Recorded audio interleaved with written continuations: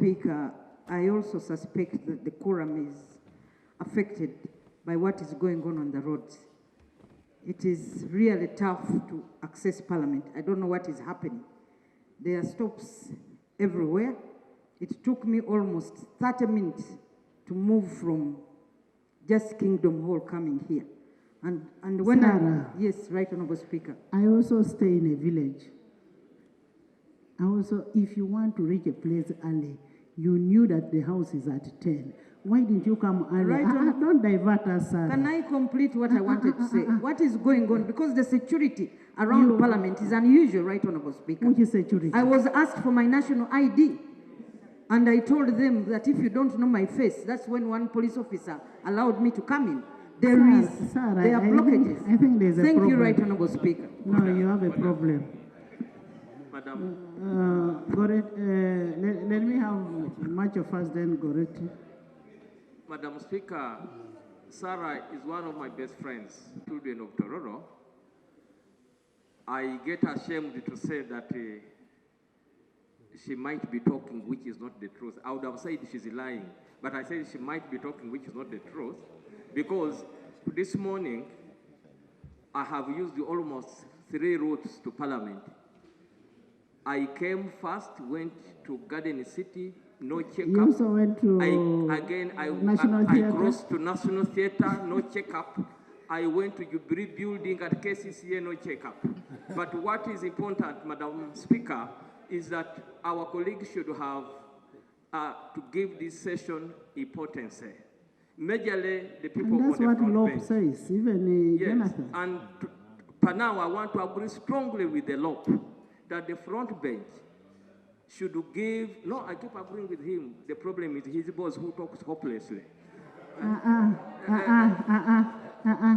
Madam Speaker, I withdraw that statement. No. Yeah. I withdraw Please that statement. Withdraw. Madam Speaker, I have withdrawn it. But Madam Speaker, Honorable Namuga, the foot soldier has no authority to stand and point at me. Has no authority to stand at Goretti. Honorable, when a member raises the point of order, you sit. The Honorable Geoffrey Macho, Member of Parliament for Busia Municipality, has said something interesting. He has said that my boss always speaks hopelessly. Honorable Speaker, as leader of the opposition and in this House, my boss is you. You are the Speaker of Parliament. I work under you as Speaker of Parliament. We all work under you as our Speaker and casually as our boss. He's Honorable Macho in order to say that the Speaker speaks hopelessly. Honorable Macho, you have the most brilliant Speaker if you don't know, who does not go to National Theatre, very sober 24/7. You're not in order. Can you withdraw your statement? Madam Speaker, with all due respect to your chair, as one of the best speakers in Uganda since independence, I was not referring to you, I was referring to the boss of his political party. And he knows so can you withdraw? Madam Speaker, I withdraw for the purpose of decorum and apologize. And therefore I apologize because I need the LOP to be given a card for NOP. I really apologize, Madam Speaker. Thank you. Goretti? For first of all, adjourning this plenary to 10, because we need time to process this appropriation.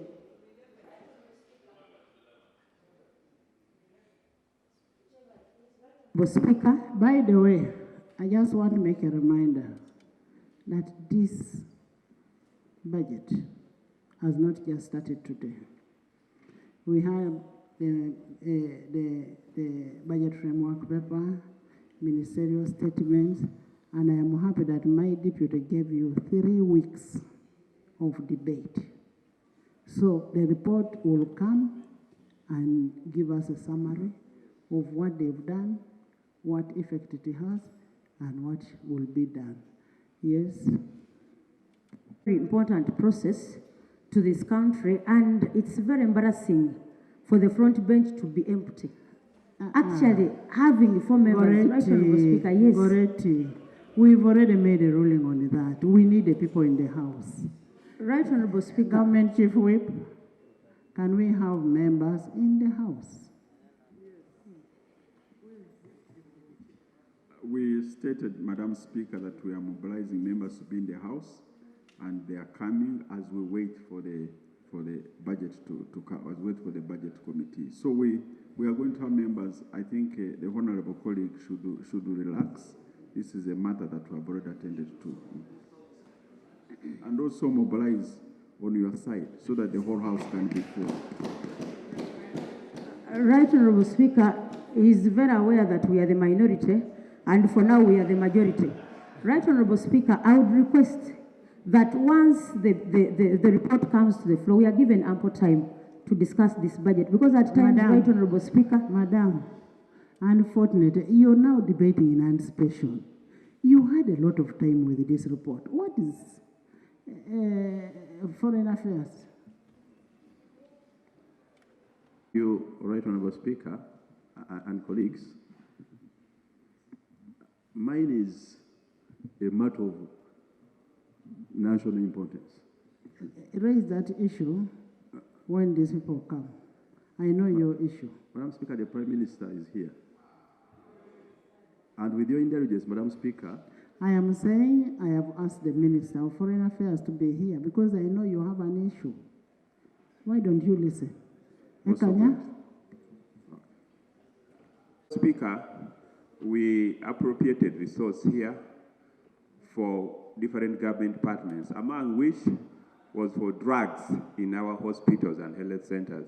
Right, Honorable Speaker, I have received a complaint. I visited Mulago 2 days ago, and in my constituency, the distribution of drug is not as per the plan, which was presented to all hospitals. Right, Honorable Speaker, isn't it proper for the Right Honorable Prime Minister to give us status report as we come to the close of the financial year on the distribution of drug for the last half of the financial year? Right, Honorable Speaker, I beg. I was trying to communicate some of the ministers to be here in the House, so that's what I was trying to do. But Honorable Kanya, I request that you come again and I give you a question. Visited Mulago, and I've received complaint from my health centers.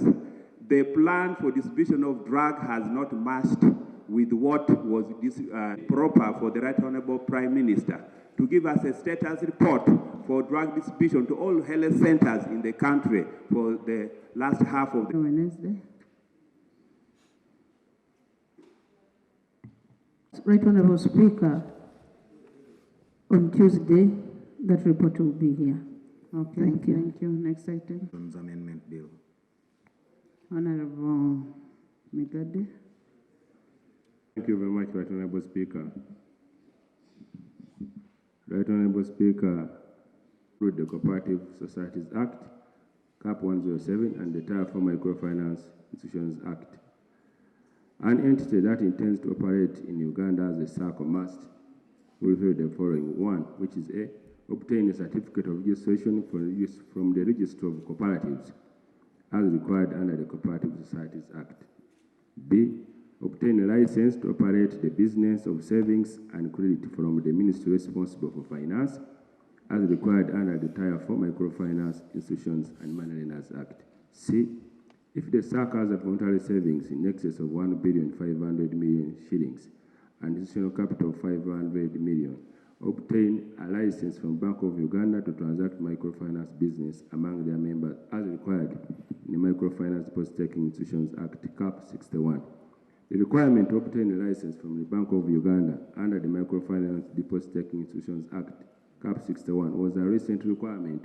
This is against the cooperative principle worldwide where SACCOs belong to one regulator. In 2022, government through the Microfinance Deposit-Taking Institutions Amendment Bill 2022 proposed various amendments to the Microfinance Deposit-Taking Institutions Act 2003, including a proposal to insert a new definition of registered societies and a provision extending the application of the Microfinance Deposit-Taking Institutions Act 2003 to registered societies. The amendments proposed under the Microfinance Deposit-Taking Institutions Act 2022 were similar to amendments that were made by Parliament to the Microfinance Deposit-Taking Institutions Act 2003 and the Tier 4 Microfinance Institutions and Moneylenders Act 2016. Parliament rejected the proposals contained in the Microfinance Deposit-Taking Institutions Amendment Bill 2022, reasoning that the application of the Microfinance Deposit-Taking Institutions Act Cap 58 to cooperative societies will create regulatory ambiguity, since cooperative societies are fundamentally different in structure, operations, goals, and general regulatory framework from microfinance deposit-taking institutions to which the Act applies. Despite the rejection by Parliament of the amendments contained in the Microfinance Deposit-Taking Institutions Act Bill 2022, the amendments that were earlier introduced the Microfinance Deposit-Taking Institutions Act 2003 under the Tier 4 Microfinance Institutions and Moneylenders Act 2016 are still applicable to registered cooperative societies, thereby creating a triple regulatory framework which has resulted in cooperative societies being registered and supervised by the Register of Cooperatives in the Ministry of Trade under the Cooperative Societies Act. That is the assumption that you save campaign. Then you have the circle will be registered by Bank of Uganda, and the fourth year it goes back to finance, because then the capital requirement will no longer be there. So there is no reason why we send Parliamentary Circle, Wazalendo, Police Circle, URS Circle, and all the other. Now you also have the miogas. So that means there is going to come a time when all the miogas are all going to be used by Bank of Uganda. And right when the sellers withdraw their finances.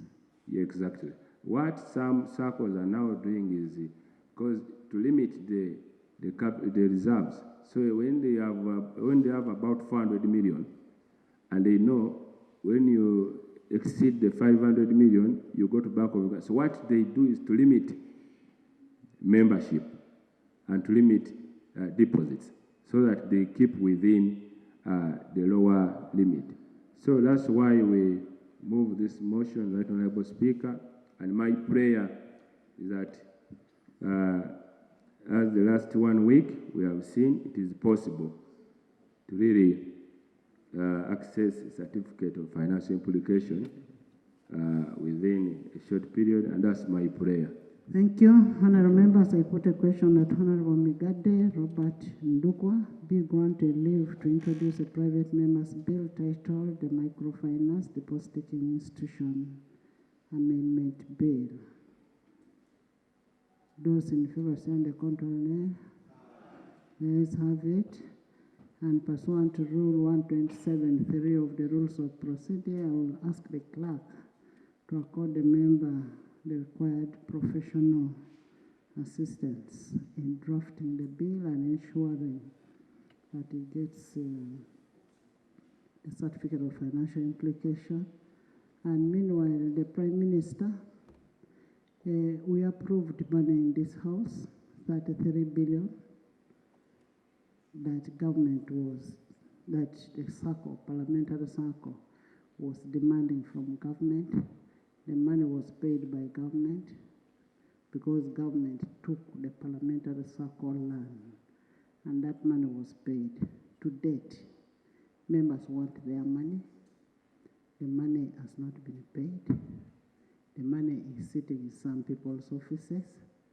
As we come back to the House, we want a response from you on what is happening on that money. The chairman of the circle should be able to give you all the information, and you report, because that money is for these members.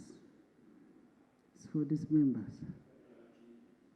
Right Honorable Federico are members of the Uganda Parliamentary Circle, where I'm a chair, and I move this motion in good spirit to also help the other circles in the country. The motion is seeking leave of the House to introduce a private member's bill entitled the Microfinance Deposit-Taking Institutions Amendment Bill It's moved under Rule 127 and 128 of the Rules of Procedure of Parliament. Whereas Article 79 of the Constitution of the Republic of Uganda, 1995, empowers Parliament to make laws on any matter for the peace, order, development, and good governance of Uganda. And whereas Article 94, 4B of the Constitution and Rules of Procedure, 127 and 128 of the Rules of Parliament permit a member to move a private member's bill, aware that the establishment, general governance, and regulations of savings and credit cooperative societies in Uganda is undertaken under the Cooperative Societies Act, CAP 107, and Tier 4, Microfinance Institutions and Moneylenders Act, CAP 61, and the Microfinance Deposit-Taking Institutions Act, CAP 58, noting that an entity that intends to operate in Uganda as a savings and credit cooperative society is required under the Cooperative Societies Act to apply to the Register of Cooperatives under the means of trade for registration and issuance of a certificate of registration as a cooperative society, further noting that once a savings and credit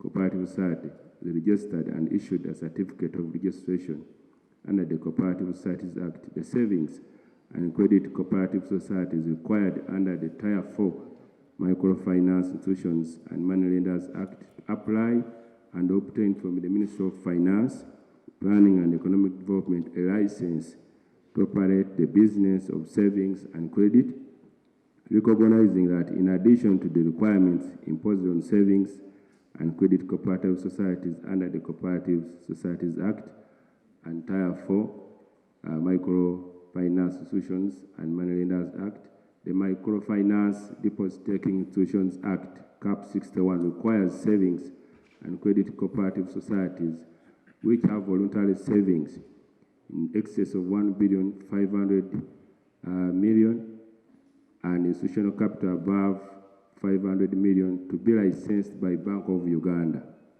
to transact microfinance business among their members.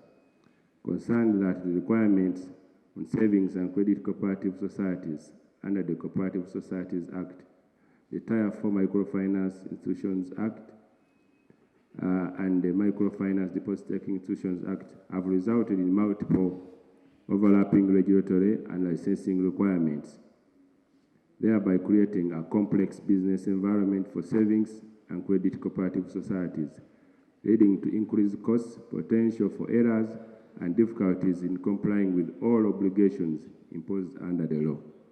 Further concerned that the provisions under the Microfinance Deposit-Taking Institutions Act bringing cooperative societies under the supervision of Bank of Uganda ignore the fact that the structures, modalities, operations, and principles of savings and credit cooperative societies are different from those of microfinance deposit-taking institutions, since cooperatives, by their nature, are more concerned with their members' welfare and cooperation, while microfinance deposit-taking institutions are profit-driven. Cognizant that whereas the capital requirements for microfinance deposit-taking institutions are easy to prescribe, defining regulatory capital requirements for savings and credit cooperative societies is particularly challenging, since capital invested by members of a savings and credit cooperative society may be withdrawn at any time, thereby fluctuating the voluntary savings and institutional capital held by savings and credit cooperative societies, and rendering the savings and capital requirements imposed under the Microfinance Deposit-Taking Institutions Act impossible to achieve. Firmly convinced that there is urgent need to amend the Microfinance Deposit-Taking Institutions Act, CAP 58, to remove all references to registered societies made under the Act in order to harmonize the regulatory framework applicable to savings and credit cooperative societies in Uganda. Now, therefore, this motion is moved that this Parliament accepts the introduction of a bill for an act entitled the Microfinance Deposit-Taking Institutions Amendment Bill, a draft of which is attached here to Right Honourable Speaker. I beg to move. Thank you, Honourable Migade. Seconded. Seconded. Susan, Isaac, Timo, Sarah, Gureme, Dr. Oyonga, Catherine, Honorable Lanyo, Honorable Nekesa, Okoti, Kweni, Karamoja. Thank you, thank you. Would you want to speak to your motion? This information on record, as opposed to when we're out. We thank this Parliament that we cooperated with the government and under compulsory acquisition, and indeed they took land belonging to us. That's the Uganda Parliamentary Circle. Evaluation was that we met the President and the Right Honorable Speaker through you many times. A number of meetings were held. The reason for those meetings was to have a speedy compensation. This Parliament approved the money through a supplementary, and since we approved the supplementary, this money has not yet been paid. Finance informed us that this money was actually remitted to the Ministry of Defense, and it has been seated on their accounts for now almost a month, actually more than a month. So it beats the understanding. Why do we make supplementary requests? I thought, and when we try to inquire, they are now doing internal processing, the bureaucracy, you call it, is from one table to the other individual. So right now, Honorable Speaker, the appeal we have to the Prime Minister and this Parliament is, can we be paid so that this money reaches our accounts? If it means by close of business today, let it come, because we know the money is actually there. Thank you very much. Honorable Prime Minister, when we return, you'll give us a feedback on that.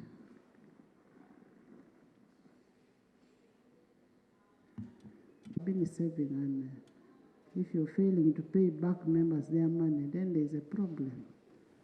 They are not asking for what is not theirs, it is theirs. Now, members will suspend the House for 1 hour